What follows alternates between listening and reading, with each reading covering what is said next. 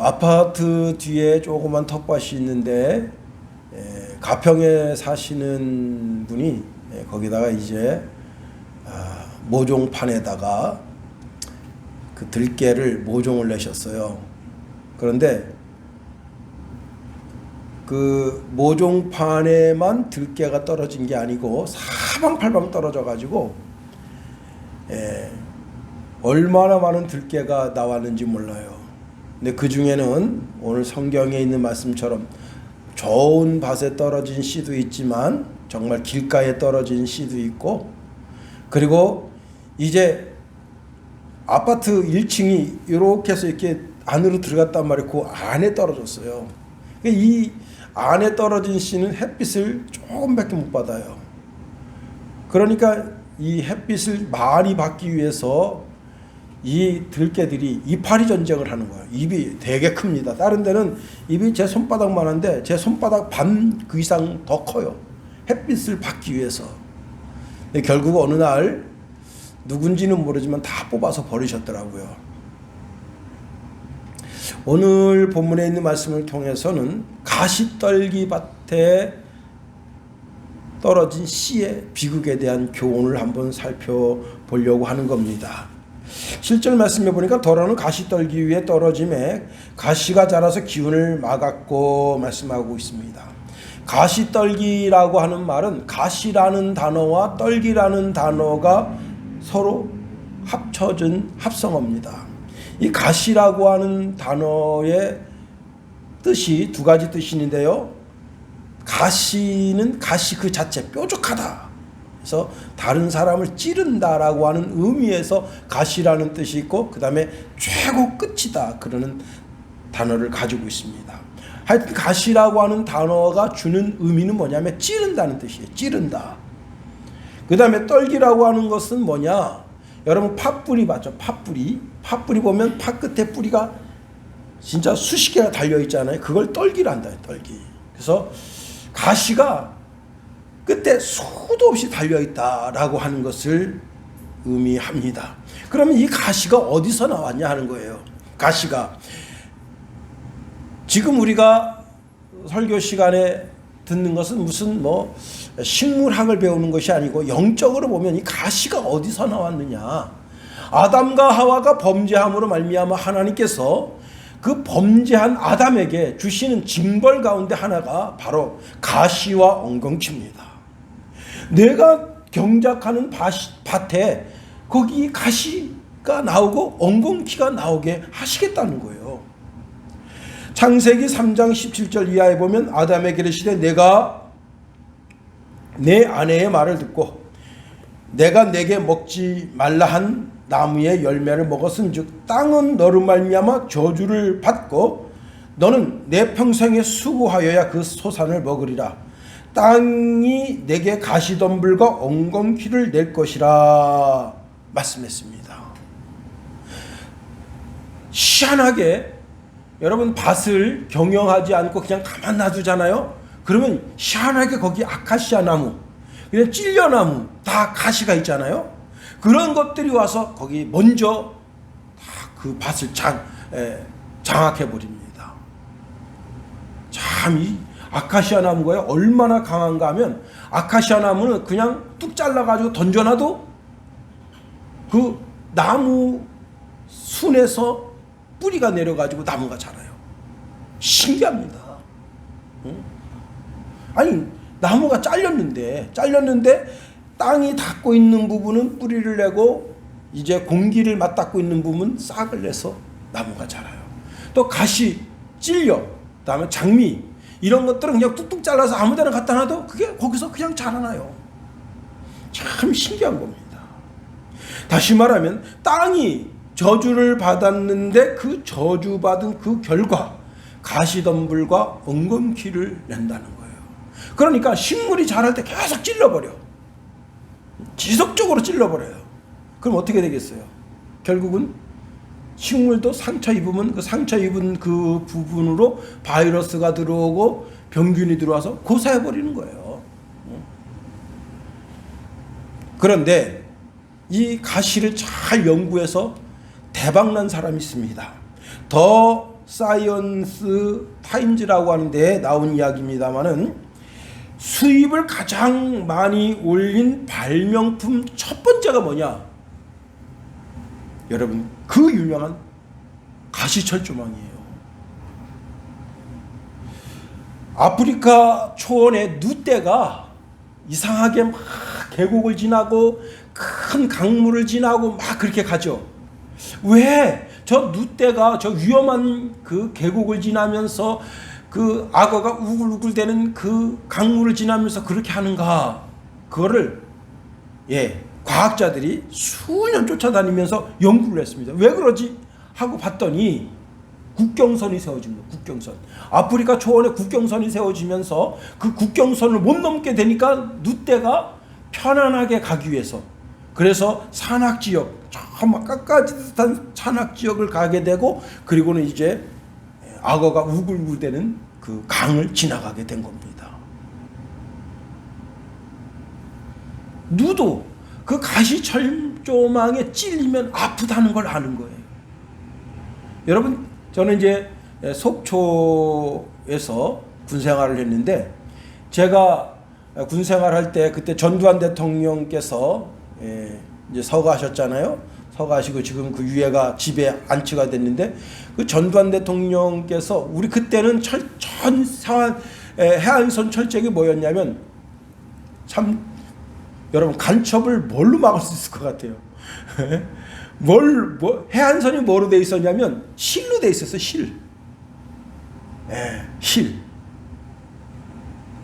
실을 갖다가 발을 쳐놨다고. 실을, 전 해안선을 실을 발로. 야, 그런 아이디어를 누가 냈을까? 응? 그 호박 넝쿨 올리는 그 넝쿨 알아요? 호박 이게 그 하우스 대 위에다가 올리는 그 얼기설기된 그런 게 있어요. 그걸 갖다 해안선에 깔은 거야. 전 해안선에. 그 얼마나 어리석습니까, 사람이. 북한 간첩 애들이 어떤 애들인데, 북한 특공대 애들이 어떤 애들인데, 거기 해안선 전체에다가 실망을 갖다가 다 깔아놓은 거예요. 그래서 그거 초병들이 그 이튿날 해 뜨고 아침에 나오면 그 망이 뜯어져요. 뭐 이렇게 하여튼 그 나무따개 하나만 딱 던져도 탁 끊어져. 그러면 그거 깁는 거예요. 하루 종일 깁는 거예요. 진짜 어리석기 짝이 없지. 그걸 보고 전두환 대통령이 이렇게 해서는 안 된다. 그래서 철조망을 갖다 친 거예요. 그 철조망이 어떤 철조망이냐? 그 철조망 끝에 뭐가 있냐면, 그 철조망 그 가시 끝에 기름이 발라져 있어요. 기름. 그래서 살짝 탁 해도 이게 얼마 정도 벌어지는가 하면 한 5cm에서 7cm 정도 쫙 벌어져요. 그리고 기름이 있기 때문에 안 아물어. 그 기름 때문에. 그래서 제가 이제 응우병이잖아요. 초병 애들이 와요. 그 건드려가지고 쫙 찢어지면 안 꼬매면 안 돼. 그런데 이 기름을 제거를 해야 되거든. 기름을 제거해야 살이 붙거든. 그러면 여러분, 여기다가 이제 여기를 할 때 병원에 가면 전부 이제 여기다가 몽은 주사를 넣죠. 리도카인이라고 하는 그거로다가 몽은 주사를 놔요. 그리고서 안 아프게 하고 한다고. 그런데 주사를 한두 방 나가지고 되는 게 아니야. 여러 방 놔야 돼요. 그러니 차라리 군기를 잡아. 앉아 일어서 자르더라 울어더라 막 군기를 잡아요. 너 이 자식 말이야, 그 저기 근무 시간에 한눈 파냐고 그 철조망 건드렸지. 막 군기를 잡아요. 그럼 군기가 바짝 들어. 그러면요 그냥 꼬매. 한 7, 8방을 꼬매요. 그러면 안 아파. 신기하지. 꼬매고 난 다음에 아파. 집에 돌아가면서 그때부터 아파요. 야, 군기라는 게 참 무서운 거야 이게.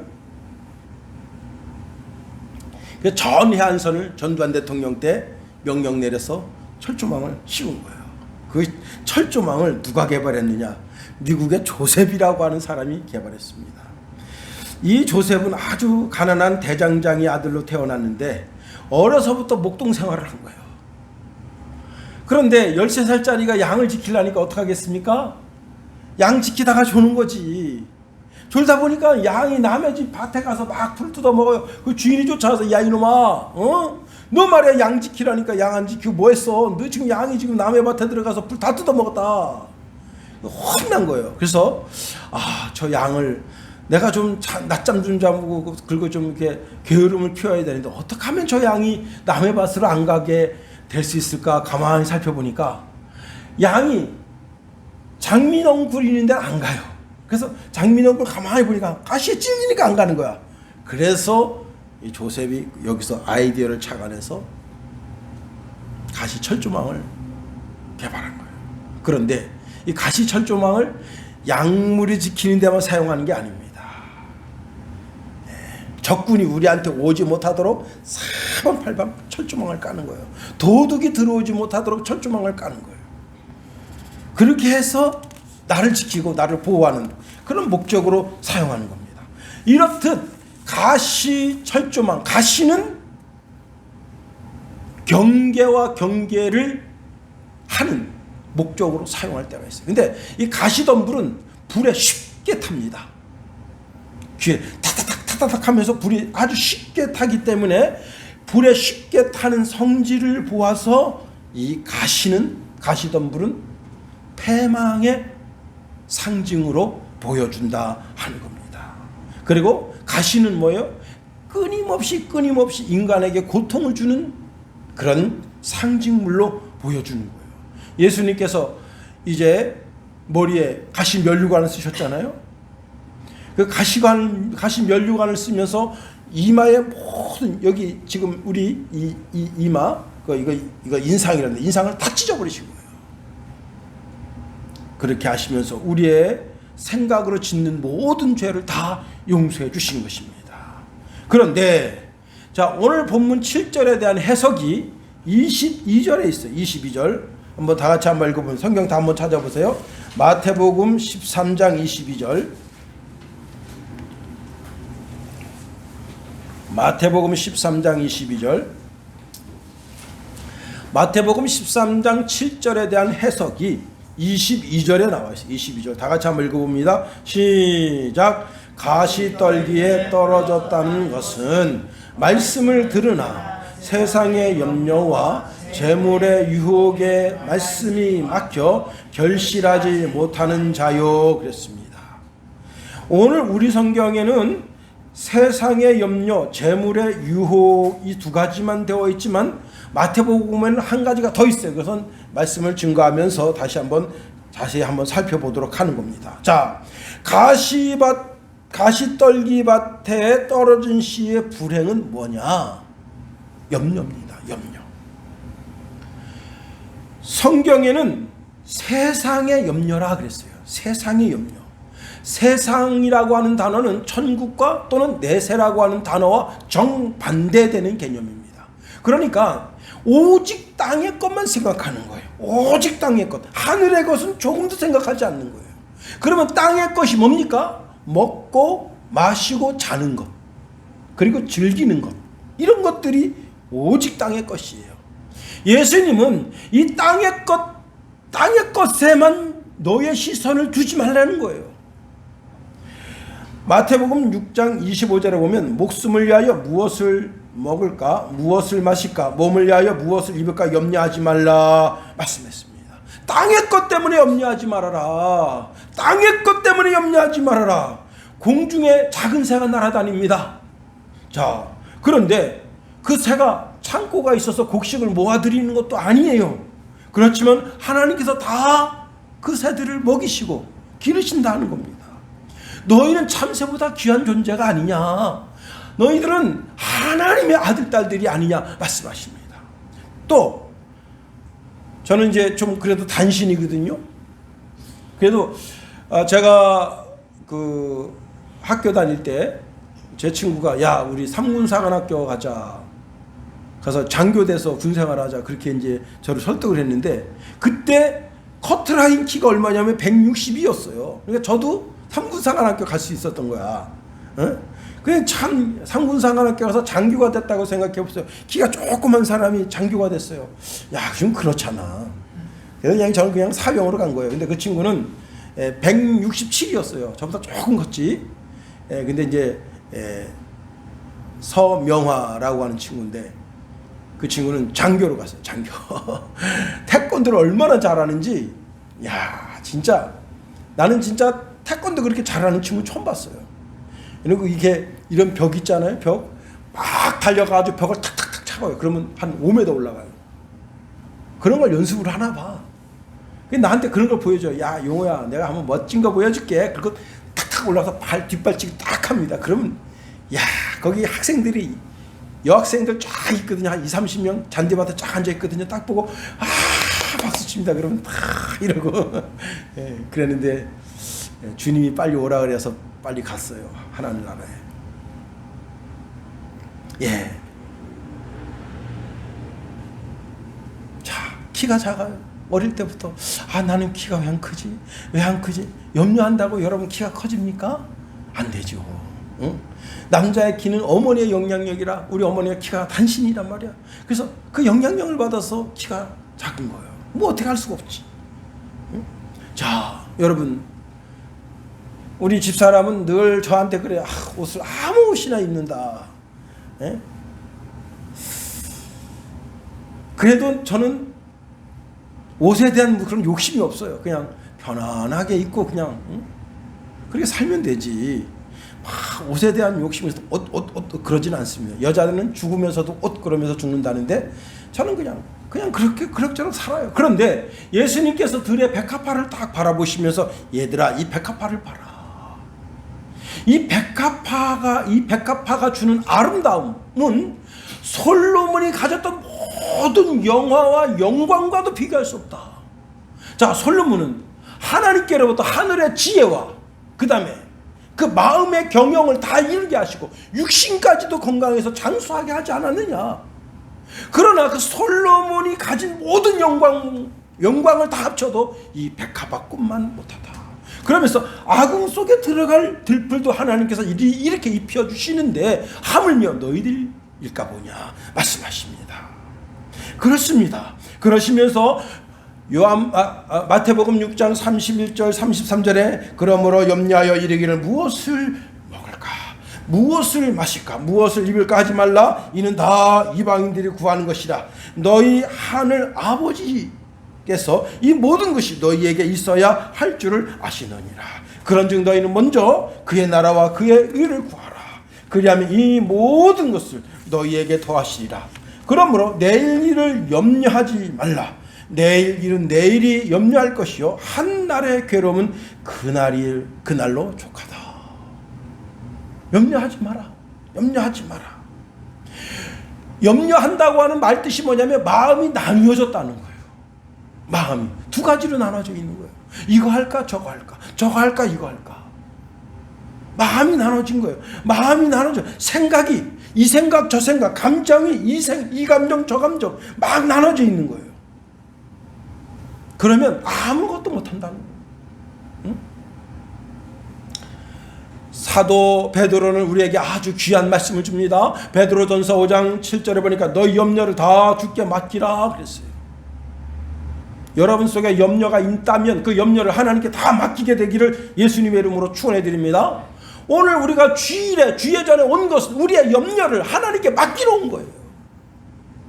이 교회 문을 나서면서 여러분이 다시 염려한다면 염려하는 주체가 바로 자기가 주인입니다. 우리는 염려를 하나님께 맡겼기 때문에 하나님이 염려하셔야 돼요. 우리는 염려 없이 인생을 살아가야 되는 거예요. 시편 37편 5절 6절에 보니까 내 길을 여호와께 맡기라. 그를 의지하면 그가 이루시고 내 의를 빛같이 나타내시며 내 공의를 정오의 빛같이 하시리로다. 시편 55편 22절에 보니까 내 짐을 여호와께 맡기라 그랬어요. 그가 너를 붙드시고 의인의 요동함을 영원히 허락하지 아니하시리로다 말씀했습니다. 여러분의 마음속에 있는 염려를 다 주님께 내어놓으세요. 오늘은 그거 맡기러 온 날이에요. 그리고 한 주일 행복하게 살아가세요. 즐겁게 기쁘게 짜증내지 말고 그렇게 살아가는 것이 우리의 삶이에요.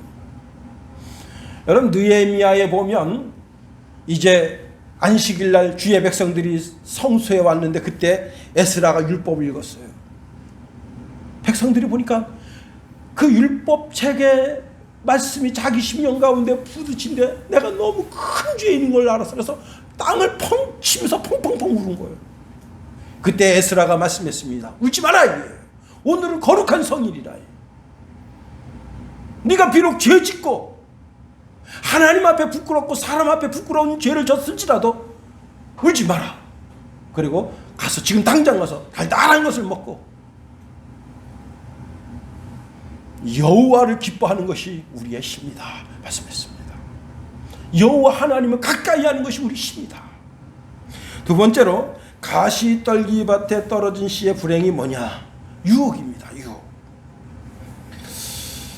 자, 오늘 본문에는 재물의 유혹이라 그랬습니다. 이 재물의 유혹이라고 하는 것은 뭐냐면 그렇지 않아도 재물에 대한 마음이 내 속에 있는데 그 재물에 대한 유혹이 나를 글로 끌고 가고 있다는 거예요. 누가복음 12장 16절 이하에 보면 한 어리석은 부자 이야기를 예수님이 말씀하십니다. 이 사람이 한해 농사를 졌는데 어마어마하게 농사를 잘 된 거예요. 그래서 기존의 창고에 다 못 들어가. 할 수 없이 어떻게 했습니까? 창고를 크게 짓고 그 곡식을 다 추수해서 창고에 들인 다음에 자기가 이렇게 말합니다.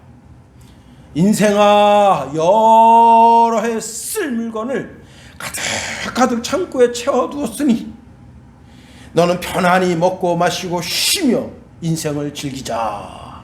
그런데 그날 밤에 그 사람이 뇌졸중으로 혈관이 터져서 그냥 죽어버린 거예요. 하나님 말씀하십니다. 이 어리석은 놈아, 네가 그렇게 1년 동안 수고하며 애쓰며 모아놓은 모든 재물이 다 네 것이 되겠느냐. 그렇습니다. 누가복음 18장 18절 이하에 보면 한 지도자가 예수님께 찾아왔습니다. 그리고 말합니다. 선한 선생님, 어떻게 하여야 영생을 얻을 수 있겠습니까? 물어봤어요. 예수님이 답을 줍니다. 왜 나를 선하다 하느냐? 선한 분은 하나님 한 분뿐이시다. 너는 계명을 아느냐? 간음하지 말라, 살인하지 말라, 도둑질하지 말라, 거짓 증언하지 말라, 내 아버지와 어머니를 공경하라. 그랬더니 이 지도자가 이렇게 이야기합니다. 예, 제가 어려서부터 그걸 다 지켰습니다. 저는 율법으로 아무 부족함이 없는 그런 사람입니다. 예수님 한 말씀 더 하셨습니다. 너에게 아직 부족한 것이 하나 있는데 내 재산을 다 팔아 가난한 사람들을 찾아가서 그 재물을 나눠주어라. 그리고 너는 나를 따르라 했습니다. 그랬더니 이 지도자가 큰 부자예요. 그래서 근심하면서 예수님 곁을 떠났다는 겁니다. 그때 예수님께서 이렇게 말씀하십니다. 얘들아, 부자가 하나님 나라에 들어가기가 참으로 어렵다. 부자가 하나님 나라에 들어가는 것보다 낙타가 바늘구멍으로 들어가는 것이 더 쉽다 그랬습니다. 여러분, 제가 이제 와이프 이 양복에 단추가 떨어졌어요. 그래가지고 바늘을 찾아가지고 이건 이제 위에 거 하나를 제가 이제 꼬맸는데 이 바늘구멍으로 낙타가 들어갈 수 있겠어요? 안 되지. 낙타가 얼마나 큰데. 이것도 안 되는 이것보다 더 어려운 것이 뭐냐? 부자가 천국 들어가는 것이 그렇게 어렵다는 거예요. 안 된다고. 절대 안 된다는 거예요. 부자가. 그러면 무슨 부자가? 하나님 부자, 말씀 부자, 찬양 부자, 기도 부자는 하나님의 나라에 가기 쉬워. 그런데 자기 속에 세상의 쓰레기가 꽉 찼어요. 응? 그 세상에 죄악이 꽉 찼어. 그 사람은 하나님의 나라에 갈 수 없다. 예수님께서 이렇게 말씀하십니다. 내가 진정으로 너희에게 말한다. 하나님의 나라를 위하여 집이나 아내나 형제나 부모나 자녀를 버린 사람은 이 세상에서 여러 배도 받을 것이요 또한 오는 세상에서 영생을 얻을 것이다. 그래서 이 말씀 이대로 그래, 야 나는 이혼해야 되겠구나. 나는 제 자식들을 다 버려야 되겠구나. 나는 재물을 다 그냥 팔아버려야 되겠구나. 그렇게 해석하면 큰 오해가 되는 거예요. 예수님께서 이렇게 말씀하신 것은 내 인생의 제1 으뜸이 하나님이 되게 하라는 거예요. 응? 여러분, 하나님이 내 인생의 1번. 자, 그리고는 자족하는 마음이 있어야 한다는 겁니다. 하나님 한 분만으로 인하여 기뻐하는 마음이 있어야 한다는 거예요. 세상 물질의 유혹 때문에 우리가 쉽게 아주 죄악으로 미끄러져 들어갑니다. 여러분, 구약 성경에 그까지 신할 외투 때문에 자기와 자기 가족이 다 몰살당한 어리석은 사람, 아간이라는 사람이 있습니다. 신약 성경에 보면 예수님보다도 은을 더 사랑해서, 돈을 더 사랑해서 예수님을 판 그런 어리석은 제자 유다가 있습니다. 그런데 오늘에도 이런 사람이 많습니다. 제가 설교 준비하면서 보니까 이상직이라고 하는 사람은요, 500억 횡령, 배임, 그래가지고 10년 구형받았다. 자기 회사 돈 지 멋대로 그냥 뽑아가지고 뭐 국회의원 안 돼도 쓰고, 그 다음에 저 사위, 베트남에 가서 항공사 차리는데 거기다 보태주고, 이렇게 저렇게 돈 쓰다가 탁 걸려들었어. 또 그 다음에 청주 사립대 현직 총장 벌금 200만 원, 총장직 날아간 거예요. 그 다음에 김은숙 횡령 군의원 공무원 사업 횡령 이것 가지고 주식하다가 다 날린 거예요. 그 다음에 한일홀딩스 주 횡령 배임 혐의 발생. 자, 기부금 2,500만 원 횡령한 경남장애인협회장 집행유예, 개인 아이템 사려고 30억 횡령. 와, 아니, 게임 아이템이 뭐라고 30억을 횡령했을까요? 학생회비 650만 원 횡령한 총학생회장. 제가 수요일날 말씀드렸나요? 게임 아이템 살라고 자기 심장병 수술하려고 엄마가 모아놓은 2,500만 원 다 썼다 이거예요. 그래서 이제 아들 심장 수술하고 돈 내려고 딱 파니까 돈이 없어. 보니까 아들놈이 게임 아이템 산다고 그 2,500만 원 다 쓴 거예요. 그래가지고 발칵 뒤집힌 거예요. 너 이 돈 다 뭐 했냐? 아, 게임 아이템 샀는데요. 그래가지고 이 어머니가 호소한 거예요. 그랬더니 그 게임 회사에서 3분의 2는 돌려주겠다. 기가 막힌 겁니다. 과도한 물질의 욕심 때문에 거기에 빠져서 결국은 어떻게 됐느냐? 자기 인생을 완전히 파멸로 이끌어간 거예요. 디모데전서 6장 9절 10절에 이렇게 말씀합니다. 부하려 하는 자들은 시험과 올무와 여러 가지 어리석고 해로운 욕심에 떨어지나니 곧 사람으로 파멸과 멸망에 빠지게 하는 것이라. 돈을 사랑함이 일만하게 뿌리가 되나니 이것을 탐내는 자들은 미혹을 받아 믿음에서 떠나 많은 근심으로서 자기를 찔러도다 말씀했습니다. 물질에 대하여 너무 과도한 욕심을 부리게 되면 결국은 너도 망하고 나도 망하고 다 망하는 거예요.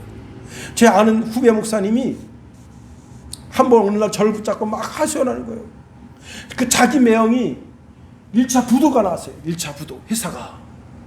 그러면 거기서 멈춰야 되는데 그 회사를 살리겠다고 이제 처갓집 여기저기서 돈을 빌려서 억대 가까이 갖다 투입을 했는데 또 2차 부도가 왔습니다. 그러면 거기서 멈춰야지. 1차 부도고 2차 부도 왔으면. 그렇게 해서 근근히 1년 6개월 견뎠습니다. 이제 자기 그 시댁 그 집안 거기서 사돈에 8톤까지 막 해서 돈을 또 몇천 8천인가 얼마를 또 꼬아다가 거기다 박았어요. 결국은 부도됐어요. 문제는 뭐냐면 이 목사님이 대척하겠다고 그 돈을 이렇게 탁 통장에 넣어놨는데 그거를 돈을 안 갚았다고 하는 이유로 은행에서 탁 잡아놓은 거예요. 자, 그런데 이 목사님만 잡은 게 아니야. 그 사돈의 팔찌 돈 꺼준 사람들 다 그냥 걸려들은 거예요. 그 한 사람. 차라리 처음에 부도 맞았을 때 그때 900만 원을 못 갚아서 부도 맞았대요. 그때 그 문제를 해결했더라면 그냥 사업 포기하고 좀 쉬었다가 했었더라면 이건 지금요 눈덩이처럼 불어난 거예요. 그리 뭐 이혼하니 많이 때는 너무 늦은 거예요. 여러분 과도한 물질 욕심 때문에 너도 망하고 나도 망하고 다 망하게 되는 거예요. 신앙적으로 망하게 되는 거예요. 세 번째로 가시 떨기밭에 떨어진 씨의 불행이 뭐냐면 향락이라 말하고 있어요. 오늘 본문에는 없지만은요 누가복음 8장 14절에 이렇게 말씀합니다. 제가 읽어드릴게요. 가시 떨기에 떨어졌다는 것은 말씀을 들은 자이나 지내는 중 이 생의 염려와 재물과 향락의 기운이 막혀 온전히 결실하지 못하는 자요 그랬습니다. 이 향락이라는 것이 뭐냐면 기본적인 뜻이 뭐냐면 달콤하다 그런 뜻이에요. 달콤하다.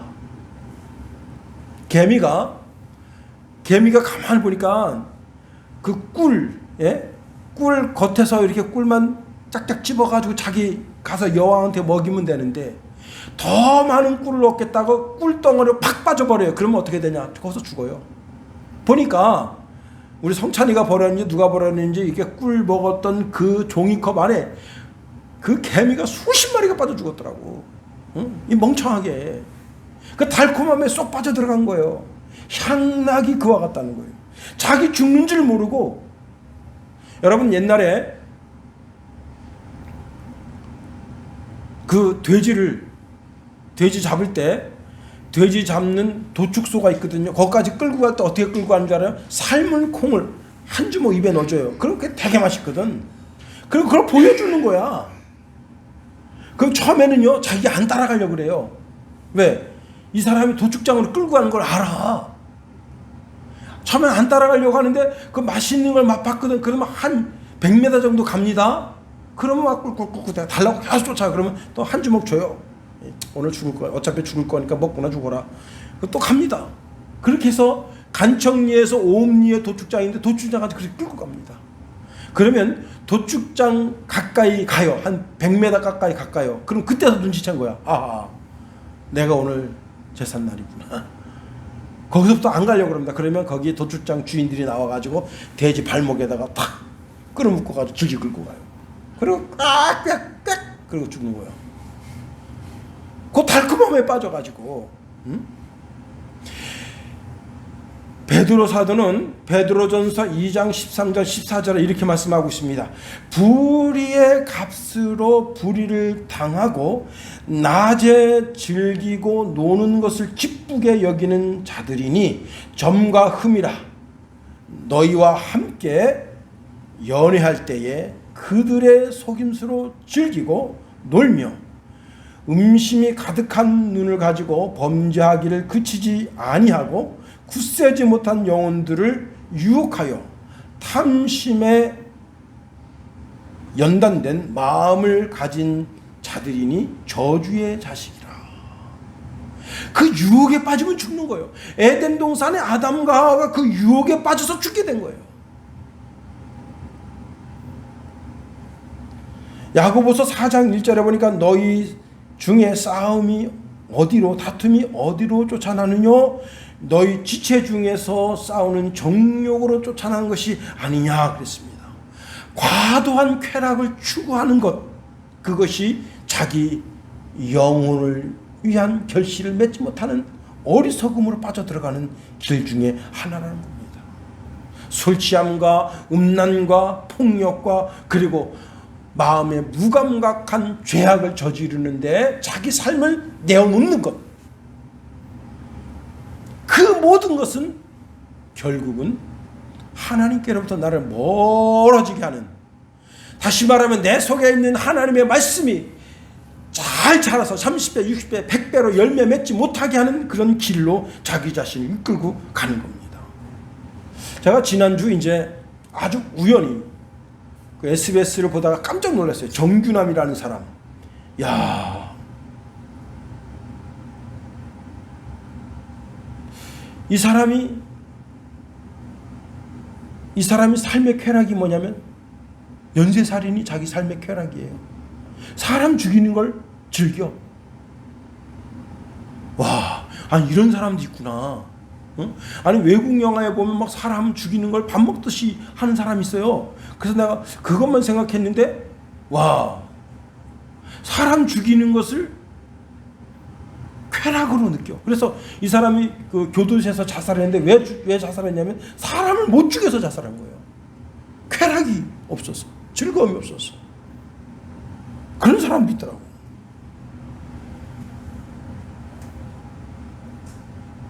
가시떨기 밭에 떨어졌다고 하는 것에 대한 슬픔, 아픔이 여기 있는 거예요.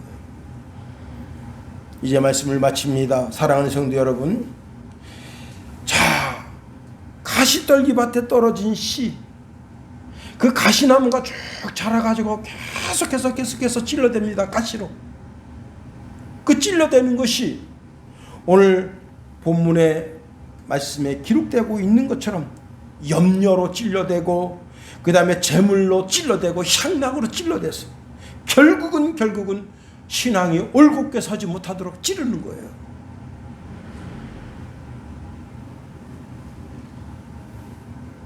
그리고 그런 사람을 성경에서 많이 소개하고 있습니다.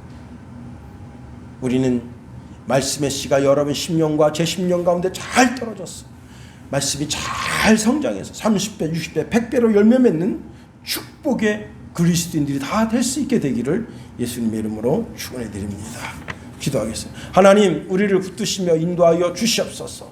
하나님, 우리가 이 땅에 살 때에 하나님 세상 유혹, 염려, 또한 과도한 쾌락을 추구하는 어리석음 때문에 하나님께로부터 멀어지고 결국은 저주의 자식이라 말씀하셨는데 저주의 자식까지 떨어지는 그런 어리석음이 없도록 우리를 붙드시며 인도하여 주시고, 우리가 혹 염려에 빠졌거나 유혹에 빠졌거나 과도한 향락에 빠졌거든 속히 정신을 차리고 하나님께로 돌아서는 돌이키는 주의 지혜로운 백성 되게 하시며 인도하소서. 예수님 이름으로 감사하며 기도하옵나이다. 아멘.